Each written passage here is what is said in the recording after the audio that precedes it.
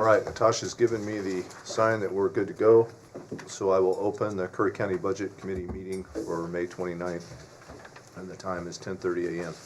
So please stand and join me in the Pledge of Allegiance. I pledge allegiance to the flag of the United States of America and to the republic for which it stands, one nation, under God, indivisible, with liberty and justice for all.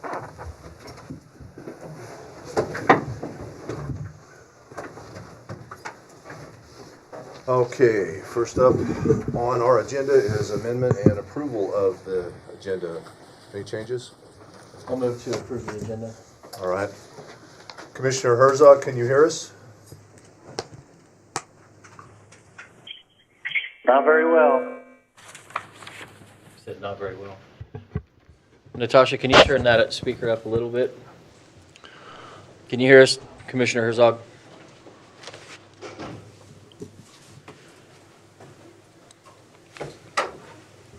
John, can you hear us? Just barely. If anybody needs to talk to you, it'll be me. All right. Well, we have a motion and a second. I'll second it. All in favor, yes? Yes. And yes, motion passes. So we'll move forward into discussion. All right. Today we are going to be going over the general fund supported funds and hear from the electeds or the department heads who are in charge of those. So let's start at the top of the list here. The BOPTA and the elections and recording. So the original fund that was submitted is in our book under B and C, and there hasn't been any supplemental adjustments, so we will hear from Shelley. I don't have anything to add for Bosco, that's just. Oh. Yeah, she needs a mic.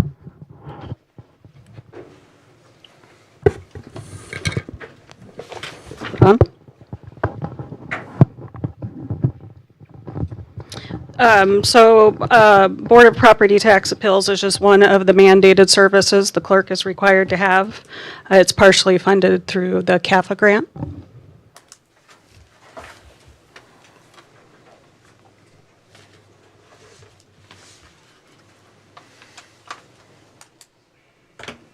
Okay.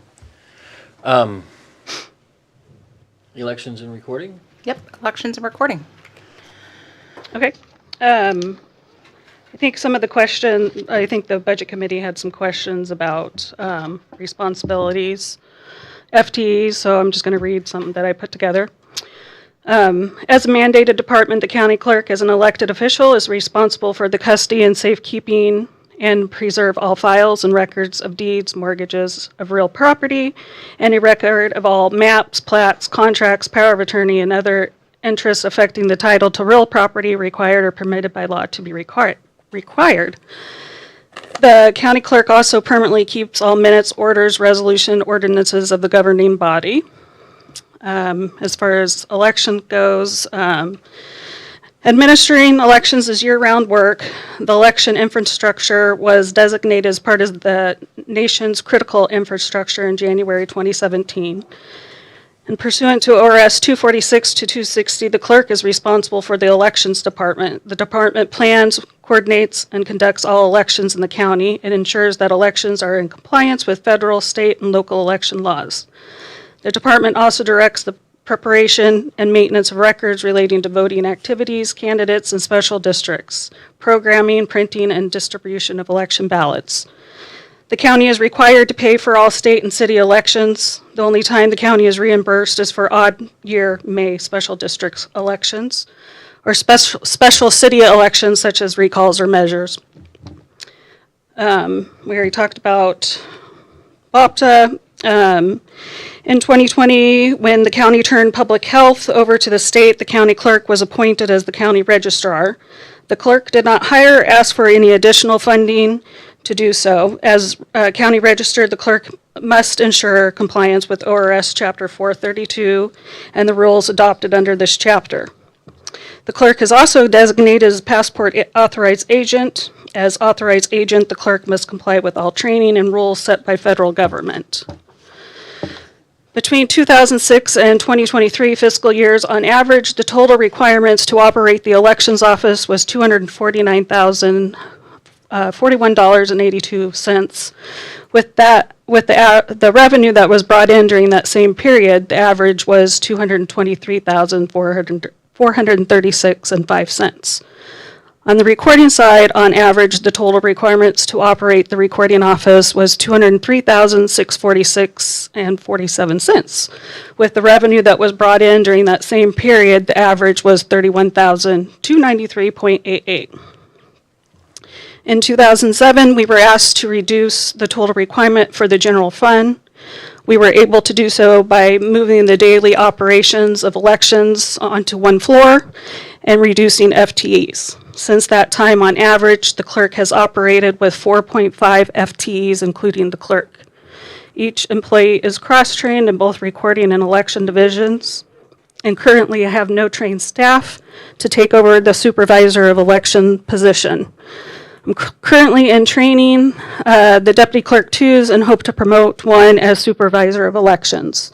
Currently, there is also a records manager position, and I'm also training for that position to assume part of, one of the deputy clerks to assume part of that responsibility. If the clerk is required to cut any personnel, it would affect the mandated services the clerk is required to provide. It would require reduced office hours that would affect escrow closing, passport services, marriage license, vital records, and revenue generated. The ability to rebuild after the cyber attack would not happen because we wouldn't have the time or resources to work on the project. That's what I have. I'm open for questions. Does, so on here, we have it as a collective elections and recording. Does this, 439,101, does that reflect a 41% reduction? No, I did not submit anything with reduction. Even to get at a 31%, I couldn't do it. I would have to get rid of all my employees. I think 31% was like $239,000. And 41 was like, I don't know, 250 or. Okay. Yeah, the reason why we were asking for the submissions, I think, is because so we would have an understanding of what that meant across the board. So if that were the case, then you would be, well, can someone do the math real fast? It'd be the clerk. I don't even have. Could we see it? Could you do that exercise? Well, all you have to do is take what the salary was in there times the 41%, and you can't even get to the 239 or 259, whatever it was.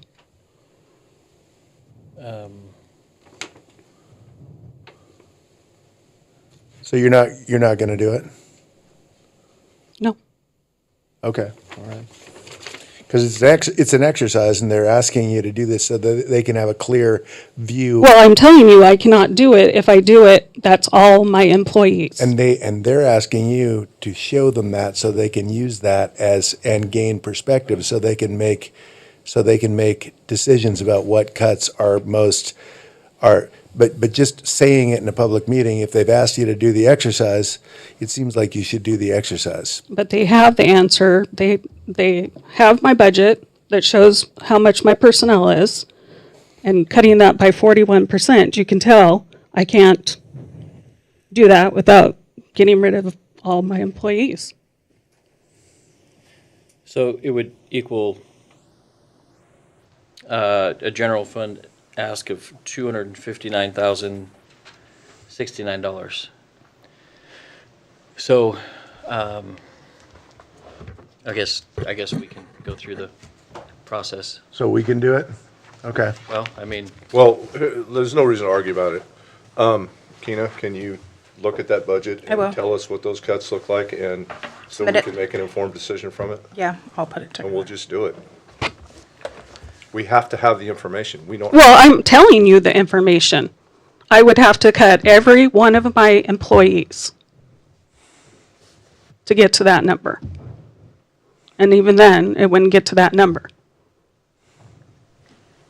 So 5 of your employees? I only have four. Four 5 employees. counting me. So 4 employees total $180,000? I believe so.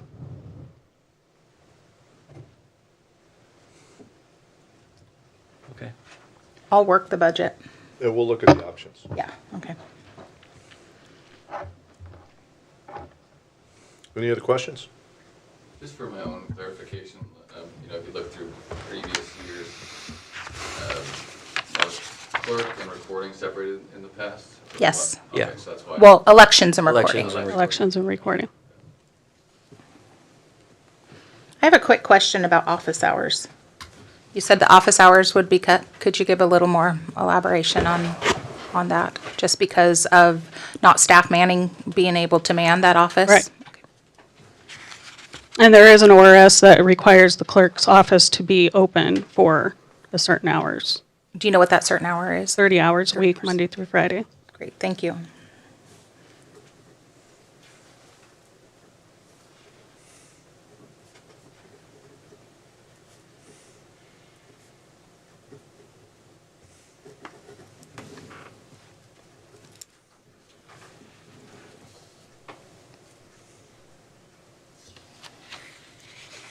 That's all I have. Any other questions, anybody? All right, we'll move forward. Thank you. In the past 6 months, I've been collecting every deposit from every department, going to the bank, making sure the funds are accurate, depositing the money in the back, Yeah, I was on a walk in a quiet neighborhood when coming back and doing these reports called turnover sheets, providing receipts to every department, making sure that the funds are correct, things like that. Along with that, I also provide information every month as far as where our accounts balances stand, provide a monthly treasurer's report to the commissioners, and see where we're at, essentially. Last year, we had 2 full-time employees. It was myself and Dave Barnes. To get to the 41%, it would mean a reduction in my full-time to 0.85. If you look at that, that would move from 40 hours to, say, 32 hours a week, which is about a day. There's a lot that goes in the Treasury office, as you know, and I work closely with Julie as far as providing bank reconciliations. Up until March, we were behind. Zero. So I've worked very hard, and Dave did, and Julie, to get caught up. I could not tell you, I couldn't guarantee what would happen if I went down to that time period. Obviously, I would try my best to stay on top of everything, but without knowing, I know how much work's involved, but it would be something that would be considered as far as keeping up on deposits and bank reconciliations and other reports that are needed in my office. So in order to get to that 41%, Keita and I worked and we went through everything, and the bottom line was cutting my role to less than full-time. So that'd be something to consider. And the removal of the deputy treasurer. Oh, that's gone. Yeah, that was, yeah, deputy treasurer is not, that was, yeah, I think The that was first kind of, step. yeah, first thing. To be honest, I can do the role without a deputy. It's just the fact that getting daily deposits from people would have to be adjusted. So you're looking at people holding on to checks or money. They have to have proper security for that, things like that. So that's really all, because it's just me. This is where we're at. I kind of think that also because it is a department in flux and he's stepped up to the role, and also we're changing the way that a lot of the things about how we're handling We're moving to Cassell for all the departments. There are going to be changes in place. Basically, what we're going to be doing is watching that department, and we're probably going to we'll be supplementing if it needs it. Yeah. Because he's an integral part of the county, and he's plenty busy right now. He's got a lot to do. But of course, it's a little bit difficult because we're coming from over 3 years of not being able to reconcile our bank accounts. So it's hard to say how that department actually runs correctly. But he's getting there. And then you have to also look at the reduction would put more on the finance department, that's the only way around it. So you'd be putting more on Julie, Ida, and Keena. Right. That's basically what it comes down to, because that's the only other department I could work with on that. All right. So, let me talk, so the .15 would go where? Just go away. Go away. Yeah. Go. Yeah, just to help offset the negative or the deficit balance in the general fund. Yeah, we looked at everything. Obviously, having a deputy was out of the question, so.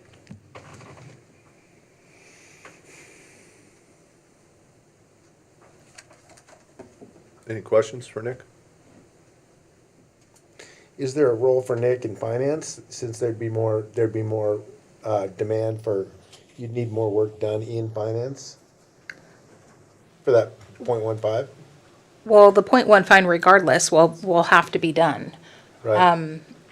Just duties he couldn't get to would be, Absorb. it's not something. I just don't like to think about Nick out fooling around on an extra day off. I think he's too young for that. I think we need to keep him focused. So that's just something to look at, but this is what 41% looks like, especially when it's just myself, so. Yeah. All right. That's all Thanks, I Nick. have. Yep. Thank you.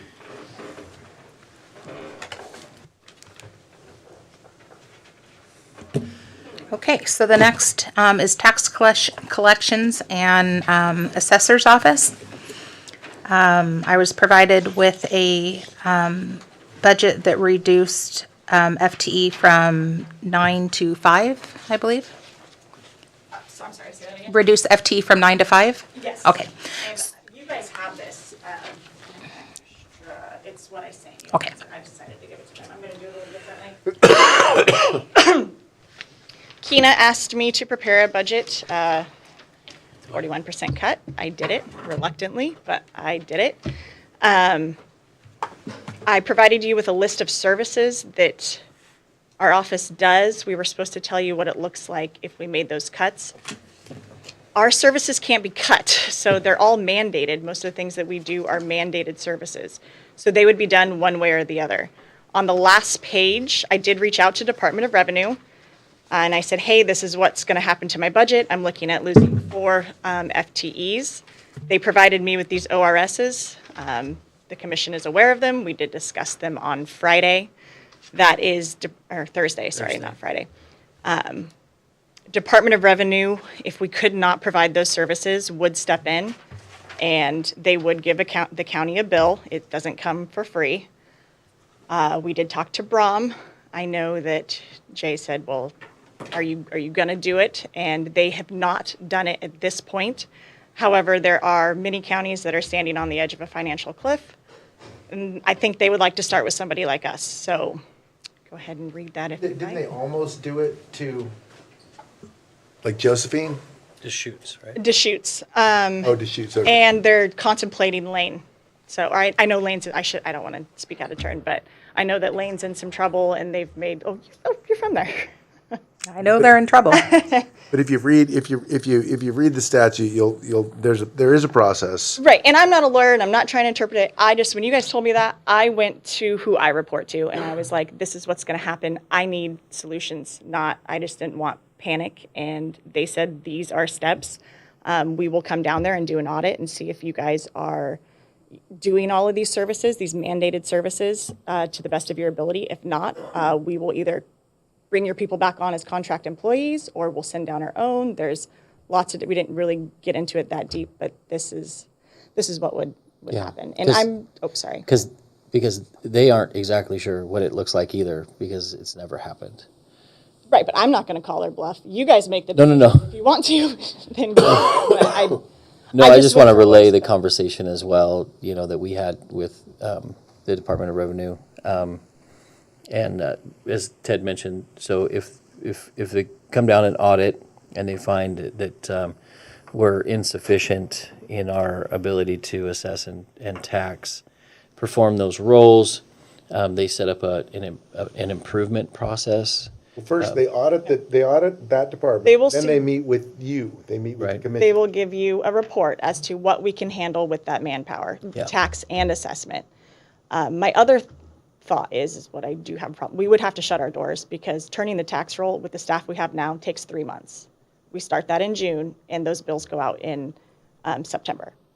So, well, we try to get them out in September. We have till October 25th, but that's with 9 people. So, I mean, there's no way we could answer the phones, take the walk-ins, and if you want to pay your taxes in cash, we legally have to take it, but you'll have to make an appointment. We can't stand there and count out $5,000-$6,000 in cash with limited. Have an estimate. So right now, you guys, obviously, I've heard you talk. You guys have worked really hard to get to. Are you talking about being caught up? I was going to say, if I cut this staff, I don't want one more person asking me if I'm caught up, because the answer is no. Currently, yes. We were looking at a 6 to 7 year turnaround for the whole county.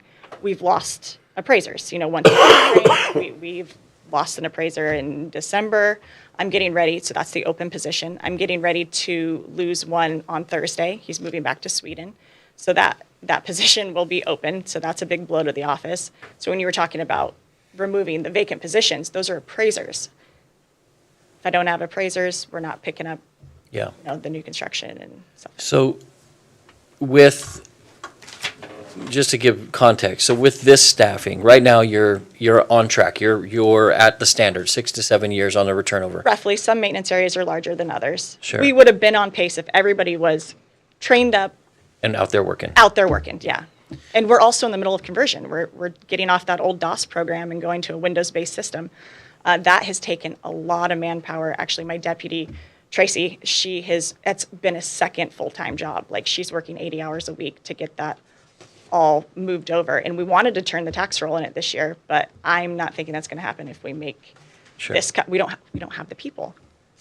So what would the best, your best, experienced guess, if this were to be, essentially, if this were to be your budget, what would those turnover years look like going forward? Most likely. Like, so right now you're at 6 to 7 years on If I track. can fill those 2 positions that I'm going to have open on Thursday. Right. We hired somebody because we got the green light, and then we extended that job offer to him, and 4 days later, HR said, we can't hire him, and nobody reached out. So he's still actually sitting on, I said, if you have other opportunities, I totally understand. Please, do what's best for you and your family. I didn't know this is where we were at. Sure. But what I'm getting at is to give context to this group. Right now, or at your current staffing, you're able to be at the expected 6 to 7 years turnover. Yes. If you were at this staffing, what would that look like? I could do the numbers. I don't have that now. 10? Well, no, because I'd be losing 2 appraisers, plus one of the appraisers that I have does cartography and other things, so it's only like, I'd have 1.5 appraisers. You're looking more at like 13-ish, because that's where we were when we had 2 10 years ago, maybe 14. Okay. Depends on the area that you're in. Okay. I think was real pertinent information for this group. I would not want anybody to ask, that was the first question you asked on Tuesday, are we caught up? Yeah. So. And that just, and by not investing in those appraisers, it just injures the county's, tax base. Sure. So it's just, not, it's just, that's part of what you have to plug into your incredibly complex, computation there, so. Yeah.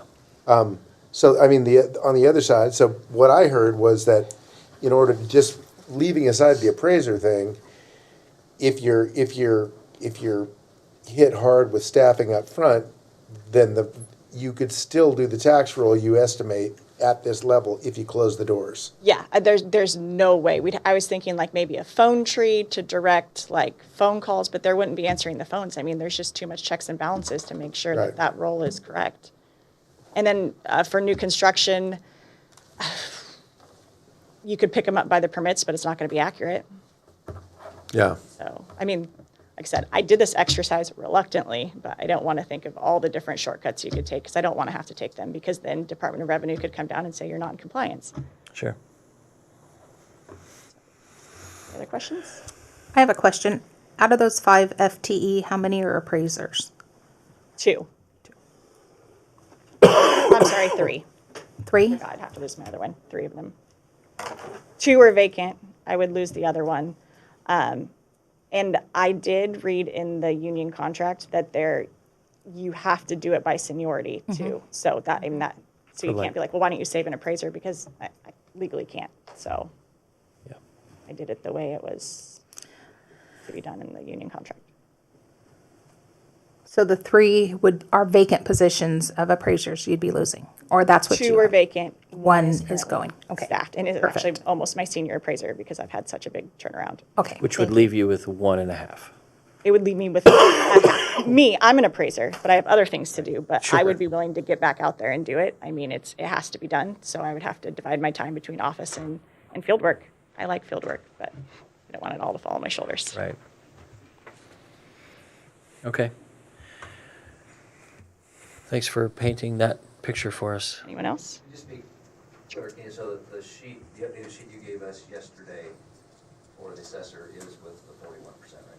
Correct. So the 516 is with.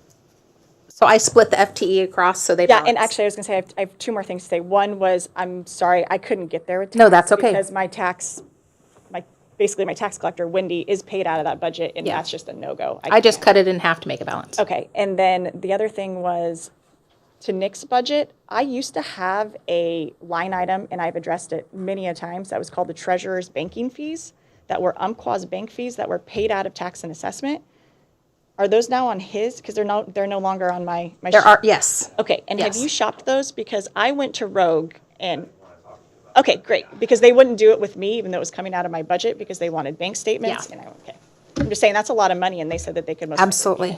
We're shopping around for anything we Awesome. can. Same, and we are too with our title fees and stuff. Perfect. Okay. Yeah, we can talk about it. Okay, That's all I have. Thank you, Kylie. thank you. Thanks, Kylie. Okay. Juvenile.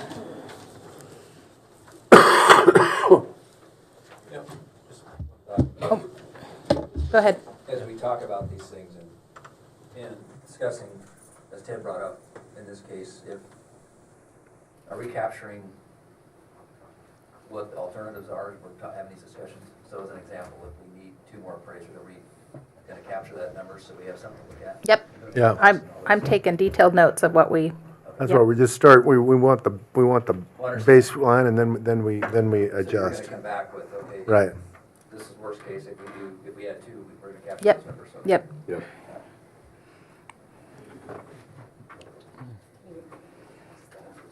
I'm writing an oval.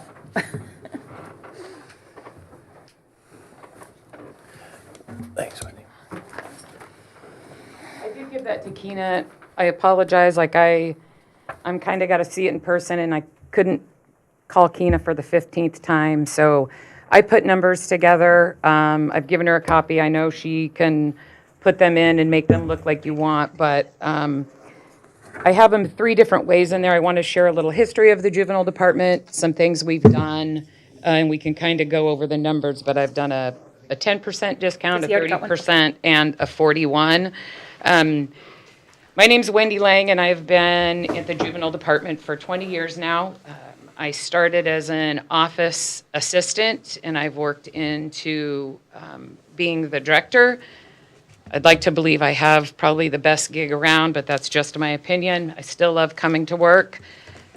This was the year to really brag about the juvenile department. We used to have a hole in the wall at the top of the courthouse. And in the last 2 years, we have youth services buildings in Brookings and in Gold Beach, and that was 100% fund-driven. That was not general funds.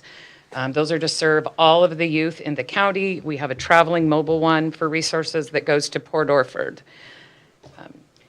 So I find myself in an odd position today where I want to share the things we've done, and I'm here in probably, I don't know, one of the most devastating budget committee meetings that I'll ever have to attend. A couple years ago, we were really good partners. We had COVID hit, and our numbers were extremely low in the juvenile department. And the commissioners came to us and said,